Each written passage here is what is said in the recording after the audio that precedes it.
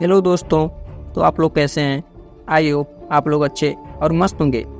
डर का एहसास मैं सुनाने जा रहा हूँ एक्टिव भारद्वाज के साथ। और अगर आप अपने दोस्त के साथ हैं तो आप एकांत में चले जाइए, और अगर आप अपने रूम में हैं तो अपने रूम की लाइट ऑफ कर लीजिए और अपने कान में एयरफोन्स लगा लीजिए। तो चलिए बिना देरी के शुरू करते हैं आज के सच्ची घटना पर आधारित हॉरर स्टोरी।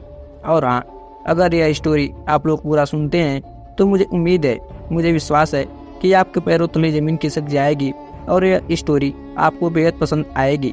तो चलिए बिना देरी के और बिना ढोंग ढकोसला के शुरू करते हैं आज की यह भूतिया स्टोरी। मुकेश और मैं एक ही कंपनी में काम किया करते थे। एक रोज हमें ट्रेनिंग पर भेज दिया गया। हमारी इससे पहले अपरिचित बातें ही हुआ करती थी, पर ट्रेनिंग पर हमें एक दूसरे को जानने का मौका मिला। हमें कमरे में एक साथ ही रुकना था। साथ रहकर हम आपस में काफी घुल मिल गए थे। अक्सर रात को मुझ पर से चादर हट जाती तो मुकेश मुझे चादर उड़ा दिया करता था। मैंने उससे पूछा, क्यों जागते रहते हो रात भर? मेरी तो आदत है करवट बदल बदल कर सोना, चादर तो टिकती ही नहीं। मुकेश ने मेरी बात को कोई जवाब नहीं दिया। अगले दिनों कुछ शांत नजर आने लगा। रात को सोते समय मुकेश ने जो मुझे बताया वो न केवल दिलचस्प था, बल्कि कुछ ऐसा था जो मैंने ना तो कभी सुना था और ना ही कभी महसूस किया था।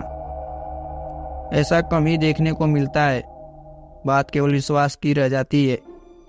मुकेश ने कहना शुरू किया, आप शायद यकीन न करें, 2003 का साल था। टीवी देखने, लाइब्रेरी जाना, दोस्तों से मिलना जुलना मेरी दिनचर्या बन हुई थी। ऐसे में एक दिन मैं अपने दोस्त से मिलने उसके घर गया था। पता चला मेरे छोटे भाई दिनेश की तबीयत खराब है। मैं तुरंत घर को निकल पड़ा। वहां देखा परिवार से सभी लोग मौजूद हैं। दिनेश जोरों से चीख रहा है, जैसे उसे किसी तरह का दर्द हो रहा हो। उसकी हालत बिल्कुल भी खराब, देखने लायक नहीं थी। 3-4 लोग उसे मिलकर उसे संभाल नहीं पा रहे थे। पिताजी ने कहा, इसे तुरंत डॉक्टर के पास ले चलते हैं, पर माँ ने मुझे चुप रहने का इशारा किया। दिनेश चीखता और बेहोश हो जाता। दिनेश की चीख अब भयानक होने लगी थी। कोई उसका सर दबा रहा था, कोई उसकी छाती मल रहा था। नानी ने कहा, इसे पूजा घर में ले चलो। इतना सुनते दिनेश जोरों से चीखा और शायद ये बात उसे पसंद नहीं आई। उसे घसीट कर पूजा घर में ले जाना पड़ा। यहाँ वो और भी जोरों से चीखने लगा। उसे संभालना मुश्किल हो रहा था। हमने उसे कुर्सी से बांध दिया। फिर नानी ने उससे प्रश्न किया, बता कौन है तू? सुनकर दिनेश गुस्से में भर गया। उसका सर और छाती अब भट्टे की तरह तपने लगे। उसे अब संभालना मुश्किल हो रहा था। नानी ने फिर कहा, बता कौन है तू? इस बार दिनेश ने गुस्से में अपने दांत पीस लिए। उन दांतों को किटकिटाने की आवाज मेरे कानों में दर्द करने लगी थी। उसके बदन की सारी हड्डियां अकड़ रही थी। आखिर में उसने अपनी जबान बाहर निकाली, जो काली पड़ चुकी थी। यकीन नहीं हो रहा था किसी इंसान की जबान खींचकर इतनी लंबी हो सकती है। नानी ने फिर अपनी बात को दोहराया, बता कौन है तू? कहाँ से आया है? इस बच्चे ने तेरा क्या बिगाड़ा है? जहाँ से भी आया है तू वहीं लौट जा। बदले में जो कुछ भी मांगेगा हम तुम्हें देंगे, लेकिन इस बच्चे को छोड़ दो। दिनेश ने अपना आपा खो दिया। वो उसी तरह कर आता रहा, दांत पीसता रहा, चिल्लाता रहा और बेहोश हो जाता। होश में आने पर उसे संभालना मुश्किल हो जाता था। मुझसे यह सब देखा नहीं जा रहा था। मैं बाहर आ गया और रोने लगा। उस वक्त मैंने हनुमान जी को याद किया। मंदिर में भी दिया जलाया। रोते रोते भगवान ने दिनेश के ठीक होने की प्रार्थना की और वापस दिनेश के पास आ गया। दिनेश के रोने और चीखने पर वहाँ जब जमघट लग चुका था। लोगों की भीड़ में भी दिनेश उसी तरह की हरकतें किए जा रहा था। उसके शांत होने पर मैंने उसे पानी पिलाया। पानी पीने के बाद वो और भी भयानक रूप में आ गया। उसका चेहरा एकदम काला हो गया, आंखें लाल सूख कर हो गई थी। यह वो दिनेश नहीं था जिसे मैं पहचानता था। ऐसा लग रहा था जैसे उसकी आंखें फट कर बाहर आ गई हो। पास जाने पर वो हर किसी को काटने को दौड़ता, अपना मुंह नोचने लगता और फिर वो शांत हो गया और रोने लगा। मैंने पूछा, तुम कौन हो? क्यों हमें परेशान कर रहे हो? दिनेश ने मेरी तरफ ऐसे देखा जैसे मेरी जान ले लेगा। दिनेश ने कुछ ही देर तक मुझे घूरता रहा। वो दिनेश नहीं था, उसकी जगह किसी और ने ले ली थी। सबको बारी बारी घूरने के बाद उसकी आंखें अपने कोटर में गोल गोल घूमने लगी। ऐसा नज़ारा जीवन में पहली बार ही देखा था, बल्कि मैं तो कहूँगा यह सब कुछ जीवन में पहली बार ही देख रहा था। वो चीखना चिल्लाना, वो भयानक सी हंसी, वो दांत पीसना और किटकिटाना, दर्द में कराना, हड्डियों का एक साथ कड़कड़ाना, सब कुछ एक महसूसियत में बदल चुका था। फिर दिनेश ने एक लंबी सांस खींची और छोड़ी।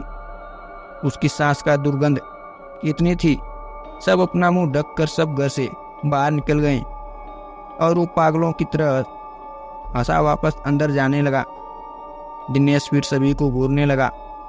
हमने वापस उससे पूछा, कौन हो तुम? फिर वो एक औरत की आवाज़ में बोला, मैं शाहडोल की हूँ, मैं हूँ तंत्रा। इसने मुझे जगा दिया है, मैं इसे नहीं छोड़ूंगी, इसे अपने साथ लेकर जाऊंगी। और हंसने लगी। हमने कहा, जो तुम मांगोगी हम तुम्हें देंगे, पर इसे छोड़ दो। वो दुष्ट आत्मा अब अपने पूरे रूप में आ गई और बोली, मुझे एक मटकी 4 नारियल चुनरी श्रृंगार का पूरा सामान लाकर दो, तो मैं चली जाऊंगी, नहीं तो इसे अपने साथ ही लेकर जाऊंगी। जल्दी करो और दफा हो जाओ। ये सामान लेकर ही आना, वरना इसे तो मैं चबा जाऊंगी। और हंसने लगी। हम सबके चेहरे पीले पड़ गए थे। माँ और मैं तेजी से बाजार की तरफ निकले। रास्ते में माँ रोने लगी, तो मैंने उन्हें दिलासा दिया, सब ठीक हो जाएगा माँ। माँ बोली, कुछ भी ठीक नहीं होने वाला। मुकेश, मैंने तुझे बताया नहीं, इसने जब अपना पहला असर दिखाया था तब दिनेश को क्या हुआ हम समझ नहीं पाए थे। दिनेश के साथियों ने हमें बताया। उस दिन दिनेश के ऑफिस में मीटिंग थी। सब आपस में हंस बोल रहे थे। सब कुछ ठीक था कि अचानक दिनेश की तबीयत बिगड़ने लगी। दिनेश ने सामने रखा गिलास उठाया और पानी पिया। पानी पीते ही दिनेश बेहोश हो गया। उसके साथी चौंक गए। तो लोगों ने मिलकर उसे टेबल पर लिटाया और उस समय उसकी आंखें आंसू से भर रहे थे। वो अपने साथियों से कुछ कहना चाह रहा था, लेकिन उसके मुंह से एक शब्द नहीं निकल पा रहे थे। उसके साथी उसे हॉस्पिटल ले गए। हमें जैसे ही सूचना मिली, हम सभी वहां पहुंच गए। दिनेश कुछ देर बाद दिनेश ठीक हो गया। क्या हुआ कुछ भी उसे मालूम नहीं था। उसने इतना याद था कि बेहोश हो गया था। उसके बाद कभी ऐसा कुछ नहीं हुआ था जिससे कोई परेशानी हो। तुम ठीक कह रही हो माँ, उसके बाद भी कुछ हुआ जरूर था। क्या मतलब? माँ बोली, मतलब है माँ, पिछली बार जब मैं छुट्टियों में घर आया था, उस रात मैं कमरे में सो रहा था। रात के 3 बजे का समय था। कमरे में खिड़की खुली हुई थी और उससे तेज हवाएं कमरे में आ रही थी। उस हवा के शोर में मेरी आंख खुली। मैंने देखा एक साया मेरे पास खड़ा था। ध्यान से देखने पर मैं उसका चेहरा न देख पाया। उसके चेहरे पर कालिक के अलावा कुछ ना था। उसका चेहरा धुएं जैसा था। अचानक वो साया बादल की तरह तैरता मेरे पास आने लगा। मैं घबरा गया और अपनी चादर में मैंने अपने आप को समेट लिया। वापस देखा तो वो साया वहाँ नहीं था। इसे अपना वहम मानकर मैं भूल चुका था, पर अब दिनेश के हालात देखकर मुझे लगता है कि तो दोस्तों कुछ इस कहानी को पूरा करते हैं, नेक्स्ट वीडियो में कुछ जरूर हुआ था। तो इस कहानी को यहीं पर समाप्त करते हैं। तो चलिए इस कहानी का नेक्स्ट पार्ट आप जरूर देखें।